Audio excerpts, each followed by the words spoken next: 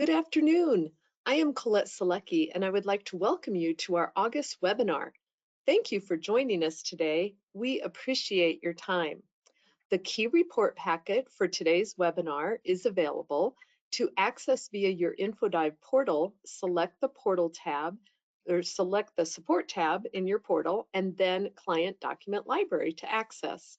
As always, we encourage you to ask questions.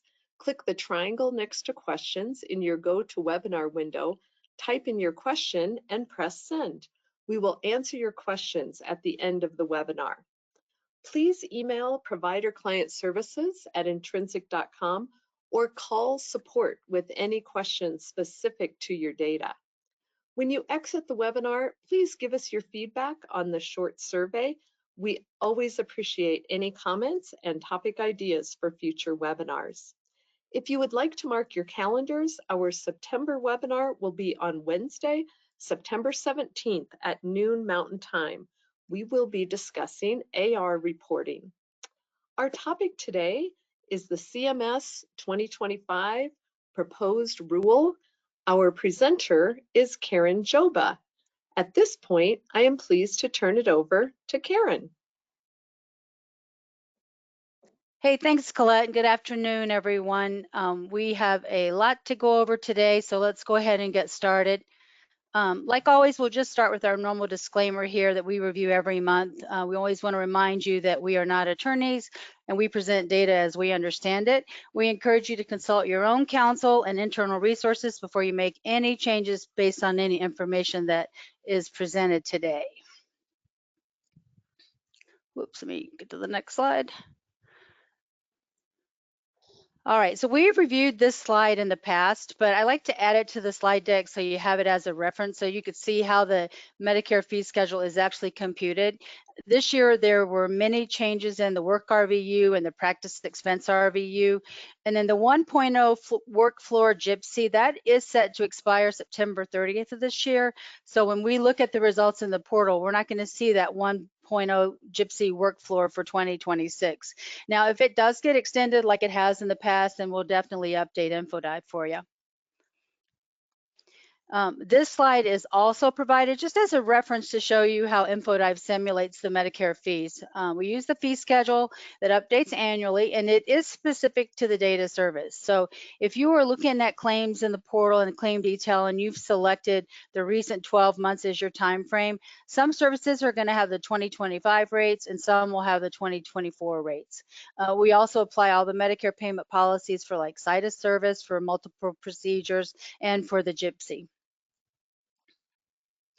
All right, so the proposed rule is over 900 pages, and obviously we can't cover everything, but here are just some of the key points that we are going to review. There are 2 conversion factors this year. The efficiency adjustments impacted the work RVUs, and then there's a new practice expense methodology that was utilized. There's also some changes to telehealth and reimbursements for skin substitutes, and then there were some changes to the radiation oncology coding as well as the prostate biopsy coding. All right, we're going to start with the conversion factor. The rule implements 2 separate conversion factors as required by the Medicare Access and CHIP Reauthorization Act of 2025, also known as MACRA. There's one for qualifying advanced payment models or APM participants and one for non-qualifying participants. So the conversion factor for qualifying APM participants is proposed to be $33.59, reflecting a 3.84% increase from 2025. And then the conversion factor for non-qualifying APM participants is proposed to be $33.42, and that's a 3.32% increase from 2025. Now we're going to display the conversion factor for the non-qualifying participants in InfoDive today in detail, and we will provide a broad overview of the reimbursements if you are participating in a qualified APM, such as the enhanced oncology model or one of those. All right. Another change for 2026 is what is referred to as the efficiency adjustment. CMS has relied on the AMA Relative Value Scale Update Committee, or the AMA RUC to determine work values in the past, but they thought that these are not accurate because there's only a small handful of codes that are reviewed each year, and they're based on what they were considering to be subjective surveys. So CMS was also concerned that, that non-time-based codes, such as codes describing procedures, radiology services, diagnostic tests, that they should become more efficient as they become more common and as professionals gain more experience and as technologies improved, and then other operational improvements, including, enhancements to procedural workflows, et cetera. So they thought that those should get better as those things are implemented. And as a result, they're proposing a 2.5% decrease based on the 5-year Medicare Economic Index. And time-based services such as E&M codes and maternity care are excluded. And I do have a link here at the bottom for you guys to see that on the fact sheet. All right, they're also proposing to decrease the share of practice expense RVUs tied to the work RVUs in the facility setting to half the level that's applied in the non-facility setting. And so that's going to lower the practice expense components of the work RVUs of the RVUs for clinicians that are practicing in facilities. But in contrast, that's going to give an adjustment that's going to lead to a pretty good increase in the overall fee-for-service spending for the majority of the office-based specialties. So this slide shows you how CMS expects the changes in RVUs to affect each specialty. And these estimates are based on RVUs only, and they don't include any change in the conversion factor. And I've listed the specialties that we work with the most, but you can see the full list of specialties on page 452 of the proposed rule. And I did put the link to that full document of the proposed rule there at the bottom for you. So telehealth, CMS is also proposing to streamline the process for adding services to the telehealth services list by removing the distinction between provisional and permanent services.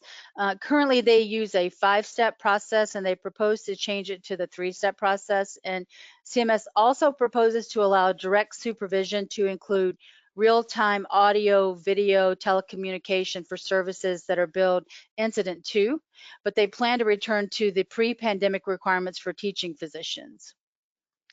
And then they're proposing to pay for skin substitute products as incident to supplies when they're used as part of a covered application procedure. Now, I don't know a lot about skin substitutes, but if you have a physician using this product, I would encourage you to read the rule in detail, as there are some significant changes in how that's going to be reimbursed.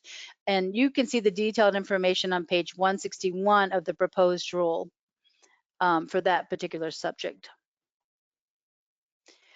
Okay, now on to radiation oncology changes. CMS is proposing to delete the G codes G6001 through G6017, as well as 77385, 77386, and 77014. Now, when we look at the rate impact report in the portal, these codes that were billed last year, they're not going to appear this year. So you're going to look like it's going to be a significant loss of money. So you may just want to look at that report without that radiation oncology specialty, just to get a more accurate view of how the change in the conversion factor is going to affect your practice. And that same is true if you perform a lot of CT scans using 77014. You may want to look at that radiology class by itself, or take out that 77014, to get a true impact of how it's going to impact your practice.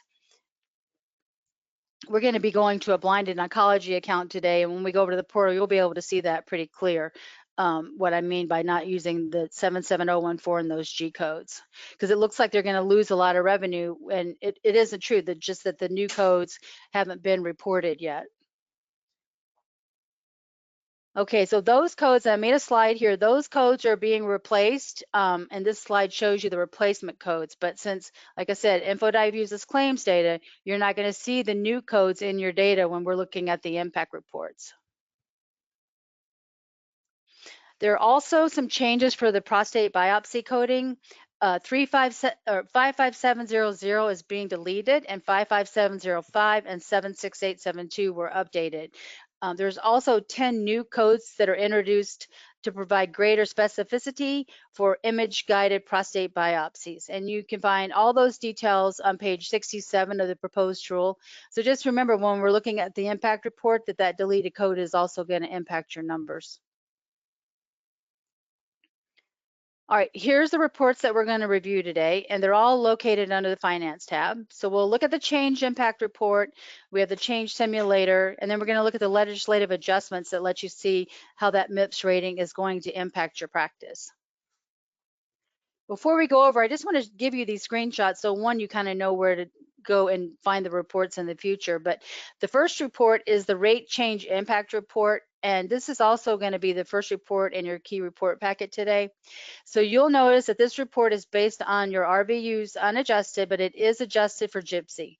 And you can see the 2025 conversion factor and the proposed 2026 conversion factor for the non-qualifying APMs. Now, I point out this highlighted area at the bottom of the report because that's going to tell you what we're reporting. So you'll see how it says 2026 proposed rule. And then when we switch to the final rule, that'll be updated, just so you always know what rates you're actually getting. The next report is going to be the rate change impact with the one level flip. And this report is also going to add the 2% sequestration, as well as we have a column here to show you what the total fees would be if you're participating in a qualified APM. So you can see in this example, the fee total based on the lower conversion factor would be $4,518,000. And if you were participating in a qualified APM, it would be $4,541,000. So about $23,000 more in reimbursement. Now this report is going to show you the impact of legislative adjustments, and you can select your MIPS adjuster here, and it goes anywhere from the range of a positive 9% adjustment to a negative 9% adjustment. And this is also in your key report packet today. Okay, so the last report is the rate change simulator, and this report is going to be the one that allows you to compare your rates based on either your RVUs adjusted or unadjusted. So you definitely get a lot more options. And this is a report that you can also use to compare a commercial fee schedule, because you can select a percentage of Medicare to compare on two different areas there. So if you have a plan that's paying you 150% of the 2015 Medicare rate and they want to adjust your contract to pay you, 170% of the 2020 rate or whatever, you can see here how that how that change could actually impact your practice. All right, this last slide before we go over to the portal, I just want to show you as a reminder of all the different RVU values that we see in the portal. We've gone over this before in the past, and I'm not going to read them to you, but they are here just as a reference. All right, so we are going to head over to the portal now. And again, we're going to be in a blinded oncology account, and we're going to start over here under this finance tab, and I'll just show you we're at the rate change impact report.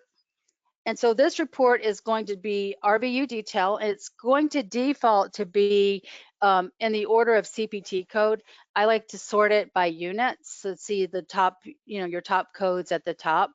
And because this is Medicare, I like to come up and make sure that I'm selecting Medicare in the payer class and in the financial class. And then I even want to check out those primary payers, because if you put, like here, this practice has Blue Cross Medicare as well as their Medicare Part B in this thing. I like to just go straight with Medicare Part B. So let's go across the top and we'll see what this report's going to tell you. So if you look here, if you have a 99214, you could see for a level 4 office visit in 2025, the work RVUs were 1.95, and that's getting reduced to 1.94 in 2026. Again, everything's taken that 2.5% reduction. The malpractice also went down from 0.21 to 0.18, but you could see here how the practice expense went up from 1.75 to 1.9, and that caused the total RVUs to go from 3.91 to 4.02. So the fee per unit in 2025 was $126.55. In 2026, it's $134.31, or an increase of $7.79 per unit. So if this practice in 2026 bills 7,394 units, which is what they've billed in the recent 12 months, they could expect to see an additional $57,000 in revenue from just that one code. So now you'll look here, you'll see, okay, overall, this total line, it says that it's going to be a negative $113,000. And again, let's go up. That's because those radiation codes, right, are going to be in there, those radiation oncology codes. So let's take that out. And, and so now you're going to see that they're at a positive $55,158. But if I want to see even more, what it is, I also want to take out that 77014.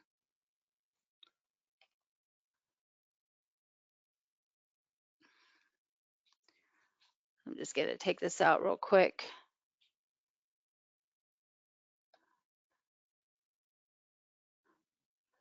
So this is going to show me all the codes except for the 77014 codes that were deleted, and those are going to be replaced, but we don't have that dollar amount yet, right? So they're going to get at least $184,000 in increased revenue.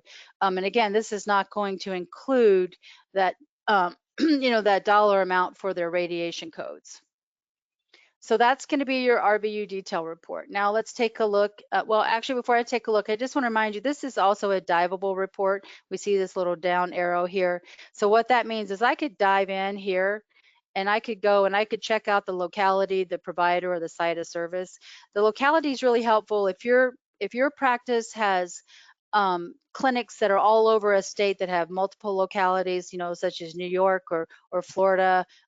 Georgia has Atlanta, and then it has the rest of Georgia. Chicago, same thing in Illinois. You could come here and you could check the locality, and you would get that information. You get all that RVU information by locality to see how it's going to impact your different locations. This particular blinded practice only has one location, but if you had more, you would see it there. You can also dive in here and see how does it get impacted by site of service. And so you'll see here it's going to break it down all the RVUs by site of service, whether it's facility or non-facility. And you could see that practice expense, they ended up cutting that in half. So for the facility ratings, and so that's really made a big increase though in the non-facility ratings and how that's going to impact the practice. Okay, let's go over to the one level flip. This report's going to give you a lot of that same detail. And again, I'm just going to come up here and I'm going to adjust my filters. I'm just going to take out those codes that have been deleted.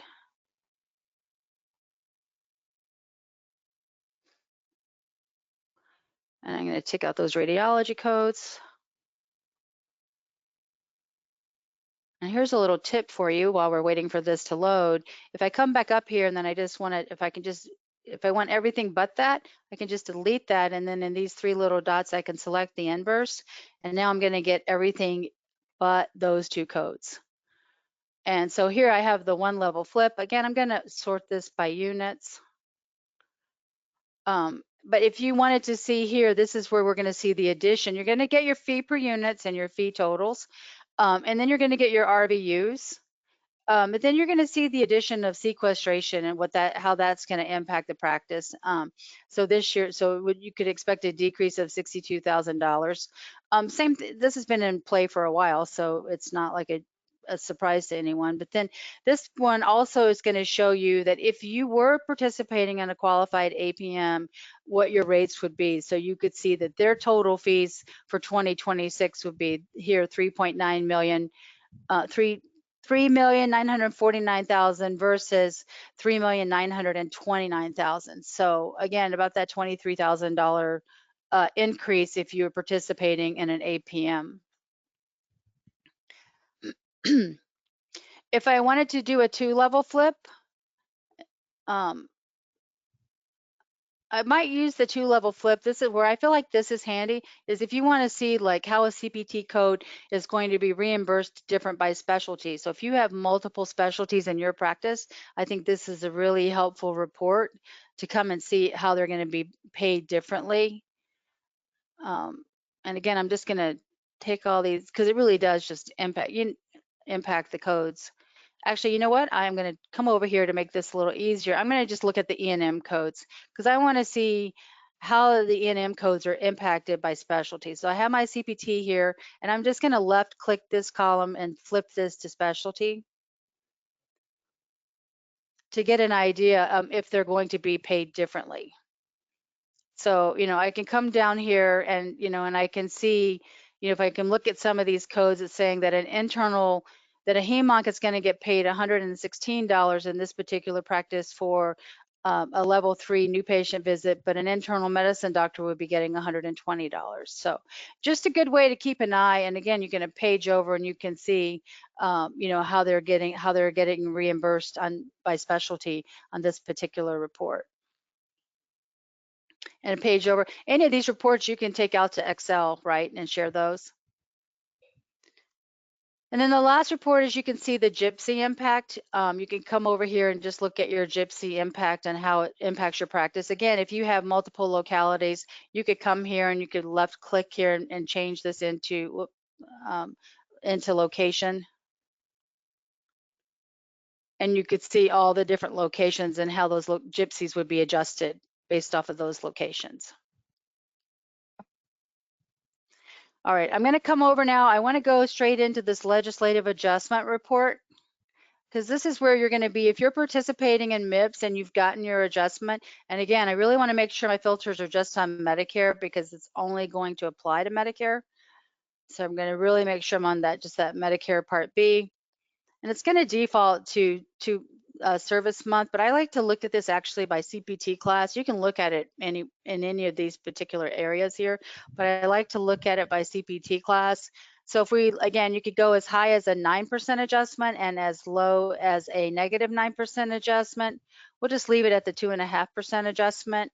So this practice, based on their codes in the recent 12 months, if they were to do that again in 2026, you could see what their Medicare allowable is, what 80% of that Medicare allowable is, because the 2% sequestration applies to that 80% of the Medicare allowable.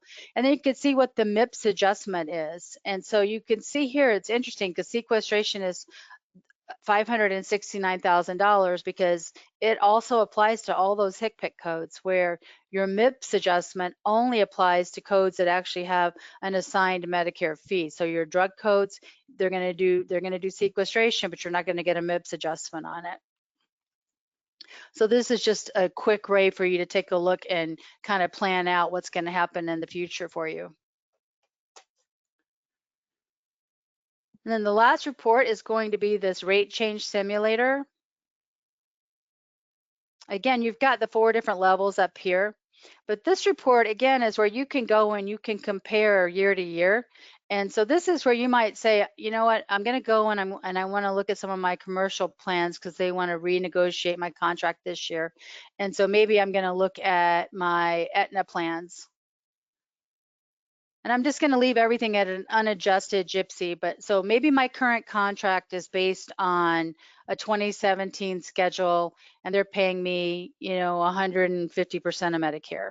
And now they're saying, we want to change your contract and we're going to pay you on the current Medicare rates, the 2026, but we're going to give you 130% of Medicare because they're like, the rates have gone up, so they still think that's fair, right? So I just plug those 2 numbers in there, right? My 150% from 2017 and then my 130% of 2026. And then I just let it see, it's gonna, calculate how much money that's gonna be. Now, again, that would mean that this practice would actually lose $239,000. So you might want to say, nope, not going to take that contract negotiation. But you could also come in here and say, if you want to pay me 150% or whatever, what's it going to take to get me to a positive number that makes it worth your while? But this is just a really quick way. And I think this might be including those radiology codes that don't have any fees associated with them. But you know how to take those out going forward. But this is a good quick way for you to be able to come in and compare your commercial contracts. All right, last place I want to go over to is over here under this under these resources. We have all of these resources for you. We have the ASP schedule, but I want to show you this fee schedule. We pulled this straight from CMS, and what I like about this is, yes, you can come in and you can look at it by locality. You can also come in and look at it by year, but I think the best way to use this report right now is, because we do have a new fee schedule being proposed, is to come over here to this fee schedule here. You could pick your state. I'll pick Arizona because that's where I live. And then for 2026, and I'm going to select, I want to see everything. I don't want to just see NM codes. I want to see everything. And this is basically going to give me a list of every single CPT code. And you may not bill all these codes, but this is going to give me a list of every single CPT code. And I'm going to have the work RVUs, and I'm going to have all the different RVU components. And then I'm going to have the facility total as well as the non-facility total. But I think you could take this out to Excel and you could compare it to your fee schedule and just make sure, going into, 2026, that you don't have any, that there's no place where you're billing, your fee schedule is below the Medicare allowable. So that's how I would use this. I know there's a lot of information, like, as I said, in the proposed rule, and we just try to get it to the main things that we could today. But are there any questions?